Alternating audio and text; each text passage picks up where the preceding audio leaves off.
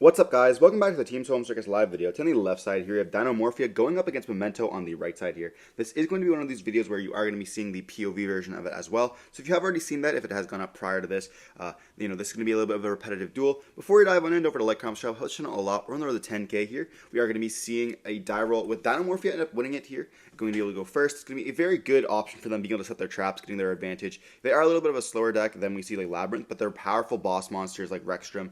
It's just going to be pretty crazy. We are going to be seeing a normal summon of the Teresia after we activate the effect of Fossil Dig, letting us search our deck for it. We then normal summon it, and it gets hit with Imperm there, make them so they have to forcibly open up one of the trap cards they kind of want to have, either Domain or like a Frenzy. They're going to set 3 cards here and pass turn on that. And it is kind of scary when they are having those back row cards. Memento does have a way to deal with some of it, with the combined the Creation King. We have to still get into it, which is going to be pretty important. We're going to start off with an Engraver here, and that's going to allow us to search for a track. Now, the reason why I start off with the Engraver is because I kind of want to bait up any of those hand traps or any of like the Solemn Judgments or strikes like that. The Fiendsmith Engine doesn't really get us that much here. We do go for the search for the Lacrima, discarding the Lurie. So we already had the Lurie in the hand, which is definitely not a great start. When you start off with Engraver and Lurie, your hand's not going to be the greatest. So it doesn't look like we have that insane of a hand here. So we may have to go for the Fiendsmith line to go up into one of the like Aerial Eater to dump and go up into the Cross Sheep like that way. We're going to go up for now the Engraver. We could have summoned out the Lacrima from our hand, but we have not used a normal summon yet, so we can potentially even just normal summon that. Now, Requiem does use the hand, but like, at that point, we're going to get rid of one card in our hand, which is going to kind of be rough for us if we don't have another normal summon, kind of is the point there. But this also could be just a bait out to make a Caesar, which we are going to be seeing now 2 Engravers being on the field. So I could just go up for a Caesar now, which is going to be able to stop any of my opponents. So we do see that being made here. So we obviously have another line for the Memento cards, but now this is going to allow us to not be able to activate any of these like Dinomorphia cards. But we are playing now Crackdown. So at the time, I didn't know that they were back on this card. I believe that Nathan's been playing Dinomorphia for on and back and forth for years. From the last build that he was playing, he wasn't playing Crackdown. So I honestly just completely forgot about this card. This card came out in Dane, which I believe was like way back when like Appaloosa and stuff like that was coming out. So a very, very old card, but this just snatch steals the opponent's monster, and then they can't activate the effect or attack with it. So we are going to go for a Memento Fusion using those two. Using the Gaddock in our hand, as well as, I'm not sure what the other one was, the Acheron. So our hand definitely not the greatest. But Twin Dragon can activate the effect, obviously destroying itself. And then that's going to allow us to summon out the Gaddock as well as the Acheron. But we don't have any crazy cards in the graveyard to add back. Like we could add back the Fusion if we wanted to. But being able to actually activate the effect of the Fusion in the graveyard, banish and search for a spell can be quite nice. Especially when we're going to be destroying the Acheron, maybe with a Bone Party that we end up searching for. So definitely have a few options here. They are going to strike the Twin Dragon. The effect to search for 2, which does make a lot of sense. And we do choose to activate. We're thinking of what we want to activate here. We're going to go Twin Dragon. And we should have also went Acheron here, but it looks like we're only doing the Twin Dragon, which leaves us to kind of get punished by like one negate here, like one Solemn Judgment or Strike or something like that. And we are going to be seeing a negate on this, and this is definitely, detrimental here. We should have just done both of them, so in case they do negate one of them, we get to summon out the other. There was no reason to do that. We do have the normal summon of the Lacrima now, which is going to be our last card. And we do get to go for like banish of the Fusion. Now we can't die next turn because they are going to be only on one top deck. I guess they have the card in hand as well, but they haven't really done anything with that card. They didn't set it, so it's most likely not going to be like a powerful trap. It might be like a Diplo, something like that. So we do just go and destroy the Lacrima. Search for a Memento Bone Party here, which kind of gives us, like, if we draw on something next turn, we are able to play with it that way. And then we still have, like, the Lacrima being able to put back and summon up the Requiem. So we do have, like, lines. I do realize here, I mentioned it in the POV video as well, that I should have just done both of the effects. There was no reason not to. Like, even if I would have done it, I would have been able to summon out Gaddock. I wouldn't activate the Gaddock effect. There's nothing I want to add back. And, like, then I could just destroy the Acheron, search, add, like, there's zero reason not to do that. It's definitely a misplay on our parts. We do see a Diplos being normal summon, which can then activate the effects, sending you Brute to the graveyard here. And then we are going to go for the Lacrima to bring out the Requiem.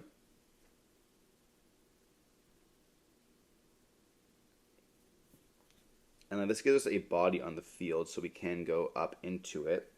It also gives us a body next turn for the Engraver put back to summon itself out.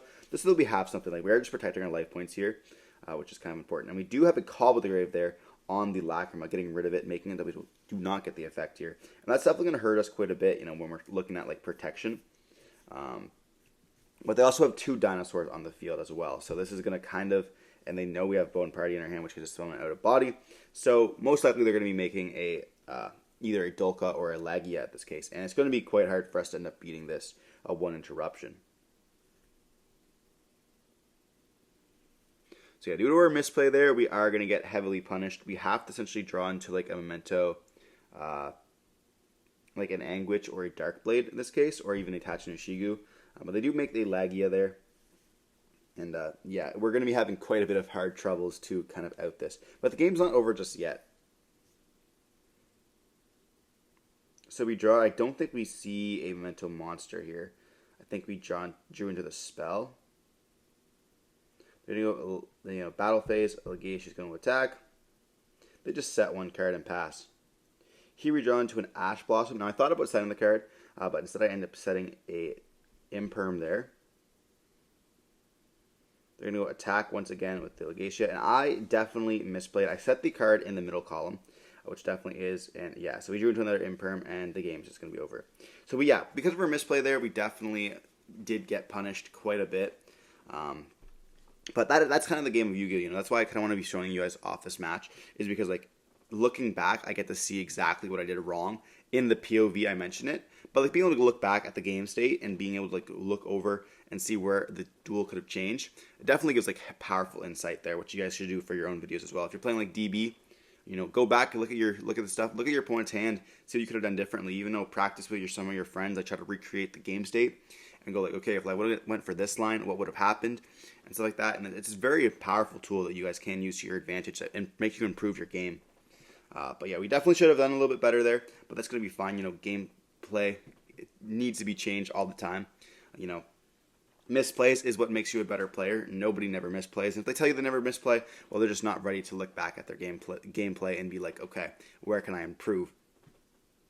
But we're going to be seeing Dinomorphia slide in a bunch of cards here. So that's what I really like about Nathan and his deck building, is that he always has cards like prepared for the local scene. He doesn't go to that many big events. He did top 8 regionals that he did travel to, so huge shoutouts to him for that one.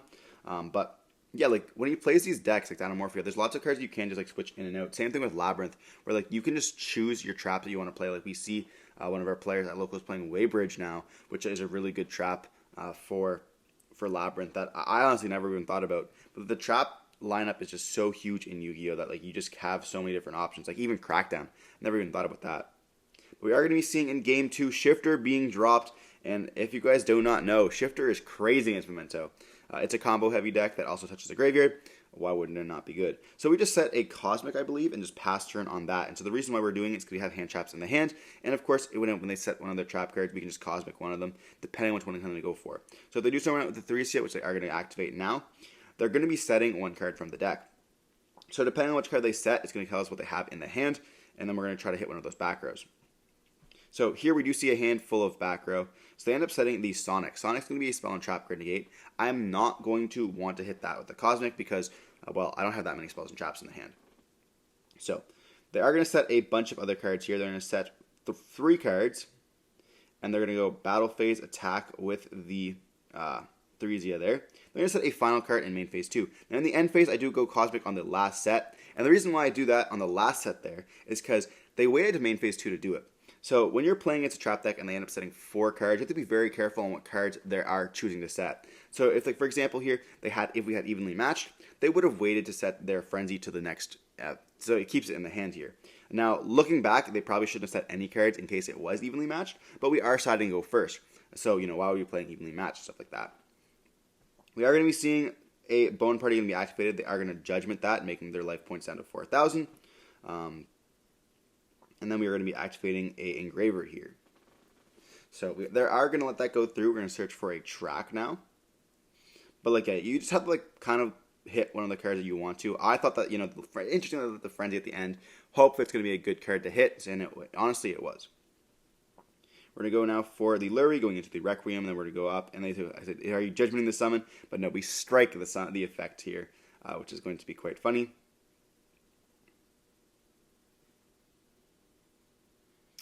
But yeah. And now we're kind of looking at like our options here. We have lost the Bone Party. We're going to normal summon out the Gaddock, adding back the Bone Party. Now, we have another Bone Party in the hand, so this is not going to be that crazy. But just being able to add it back can be quite nice.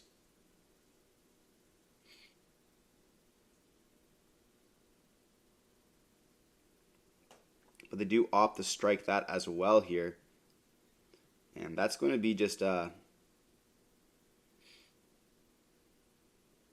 pretty much it for us. We know the last card in the hand is Sonic. So we're going to put back the Lurie for the Engraver here. And we can equip the Requiem, which is going to be having a more attack now. So we can just go attack over the Theresia. Or we can just go send both of them here to the graveyard. And then just going to scoop it up, realizing the game is going to be kind of lost. We're going to be on top deck mode. We have a Bone Party. Now, our combo is not going to be that it. Like, they could have definitely continued playing. But at that point, they're going to be playing an uphill battle. They have to wait another turn. And then we have a Bone Party. So any Memento top deck is going to be pretty crazy. So we see us taking game 2 here. I don't know if I had that one. I'm going to be honest with you guys. I think that we definitely could have lost that too, depending on how the game kind of rolled through. But we're going to be moving on to game 3 with Dinomorphia going first once again. That's something else you have to be careful of when you are playing Dinomorphia. I know a lot of players or I guess a lot of people do like watching this deck. You have to be very careful and knowing when you want to scoop. So in this case here, we see Nathan scooping up, even though he could be kind of in the advantage. Losing just one Dinomorphia monster. You have a lot of decks, top decks in your deck that lets you do something, and it isn't a simplified game state. Now, do we have Ash Blossom in our hand? Potentially, but having the ability to go into game 3 and having the control of going first, you're going to be such a better advantage than your opponent realizes. So that being able to set those cards, being able to know what your opponent's playing, and be able to set up your board makes it so that you do have more time in that game 3, even though you could have won that game 2. You can't afford to just scoop it up so you can go to game 3. And then just floodgate your opponent out and just absolutely win. Now we see they had no fusion effects going off. And then we haven't had any fusions being summoned, period, in this duel from the Dinomorphia side. But they still are able to win the game in game 1 with no fusions. But in game 2, we had very little access to fusion. Frenzy was being hit with that Cosmic, which is unfortunate. But we had no access to it. So we would have had to have a trap. That would have had to flip up, not get ashed, have the effect. We are on top deck mode. Sonic's not going to do anything well to control no Dinomorphia monsters. So we have quite a bit of an uphill battle to kind of swing through our way. So I ended up scooping it up here, hoping that, in game 3 we are going to have multiple fusion effects go off, get those maybe crackdowns, get those judgments, get those strikes and stuff like that, and get the victory in a quick, swift way. But we are going to be shuffling it up here, passing the deck, and we obviously are going to be going first. And let's see if we end up opening up a shifter. We see a Crackdown, a Fusion, and an Iron Thunder here. We are going to go for a Fossil Dig, which is going to search for the Theresia. With a normal summon of the Theresia, activate the effect, letting us set from the deck. When are we going to get a hand trap that stops setting from the deck? We need that. We definitely do. I honestly thought it was going to be the next Ghost Girl. I thought that was going to be... We have 6 Ghost Girls now, and we kind of changed up into the Molcharmies. And the Molcharmies are kind of dealing with every other type of thing here. And they do drop a card by accidentally, so we know what one of them is. That says shuffle them up. It does not matter. So I end up shuffling it up here. It does not matter at all what the trap is, which one. We do go Cosmic on the middle one here. And it is...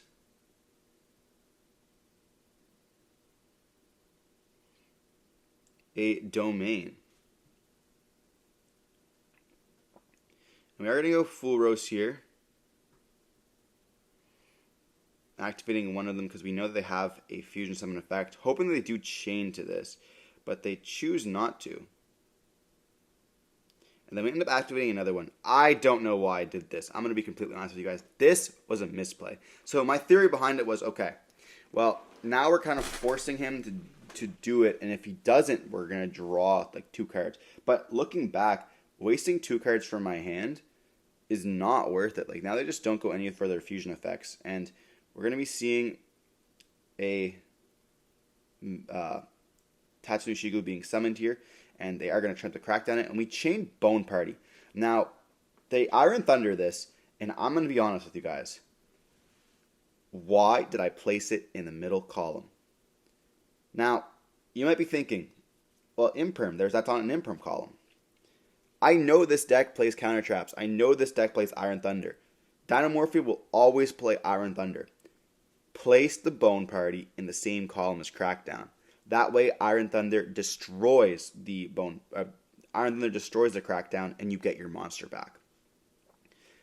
We could have also done it in the Theresia zones, which just destroy the spell and trap card in their zone. You know that was set off of Theresia, so it's not going to be a card that is going to imperm you.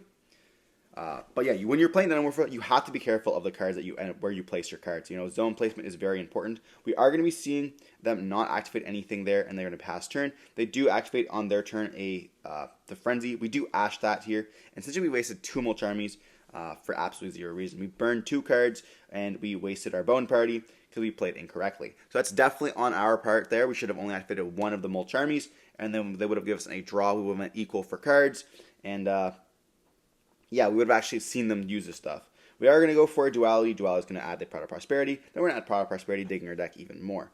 We are now down to 1 card in the hand, by the way, and very, very hard to end up, coming back from a duel where, your opponent is digging 6 cards in their deck. They have one of your monsters, a Theresia, as well as 2 face-down cards. So the game is essentially kind of over in our favor.